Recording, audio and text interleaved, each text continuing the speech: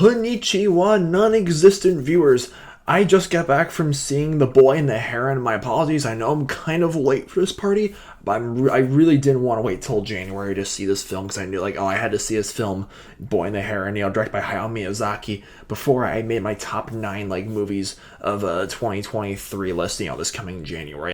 It's about a boy named Mahito who loses his mother. This film is set in the middle of World War II during Japan. He loses his mother in a firebombing, and he moves in with his dad and his new stepmom into his place. And there's a mysterious gray heron voiced by Robert Pattinson, in the English dub at least, who takes him to this whimsical world of everything is strange and fantastical. And he goes on a whole trip of self-discovery to find out who he really is.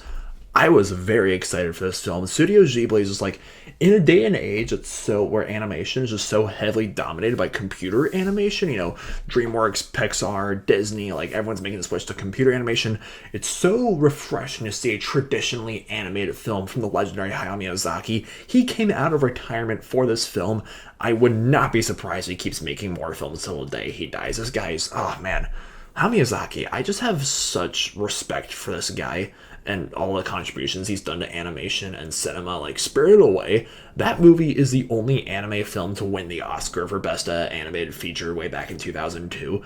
And it's so interesting because this is not the first Studio Ghibli film that tackled that was set during World War II. We got it with Grave of the Fireflies. Not only that, but it's also not the only Japanese film we got this December that showcased that was criticizing the effects that war has on civilians. I touched base on this in Godzilla -1. Here in America, we sort of look at that, with nuking Hiroshima and Nagasaki, we celebrate that as what ended World War II, and how the rest of the world sees that as a global tragedy. But this film touches base, the fire bombings.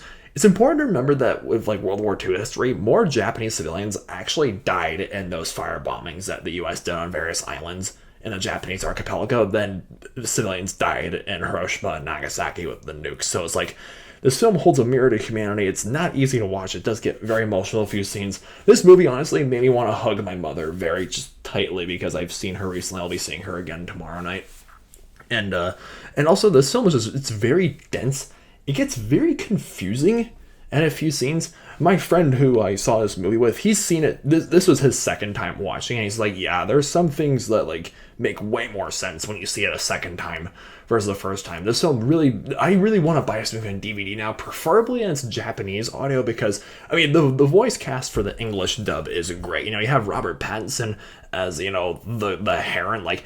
Robert Pattinson, I have a lot of respect for this guy. He's come such a long way since, Twilight with, The Lighthouse and The Batman. This film also has Christian Bale, Dave Bautista, Gemma Chan, Willem Dafoe, and, Florence Pugh, and a lot of very talented, and Mark Hamill, and just a lot of very talented, voice actors for the English dubs. I haven't watched too many animes in my day, but, with anime shows, I prefer, Japanese with subtitles, but for films, especially in Studio Ghibli, because these people, they know what they're doing, with, hiring good voice actors, they, I kind of prefer, the dub for that. And, the animation is absolutely gorgeous. The film is, a little more than 2 hours long, and the second half is definitely a lot more interesting than the first half. This film is a slow burner. It does take its time to get the ball rolling with its adventure, which I think worked in the film's favor because the kid goes off to this world with the heron as his guide. He meets all these different characters, all these different creatures. There's talking parakeets and talking penguins. The world is just so fascinating. I thought for a split second we were revisiting the same world that Chihiro goes to in Spirited Away. And yeah, I just was very... This film makes you think, and it's not for everybody. I hear that some Studio Ghibli fans aren't super pleased with this film for understandable reasons. But me personally, I definitely think this film is you need to be in a particular... I would suggest this isn't a casual viewing experience by any means, but if you're in the right headspace for a gorgeously animated film with talented voice casting and a very intriguing story that's very personal, Hayao Miyazaki's life, give Boy and the Heron a watch. I have to give it an 8 out of 9 stars.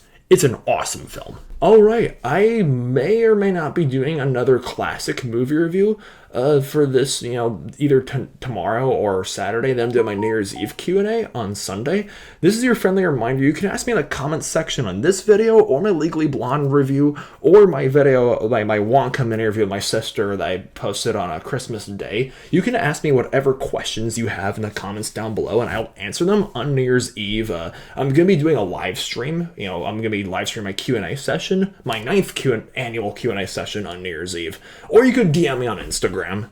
I'll leave my Instagram link in the description down below, whatever you guys prefer. It's like whatever questions you want answered, that's not super personal, obviously, I will answer them this Sunday on New Year's Eve to close out 2023.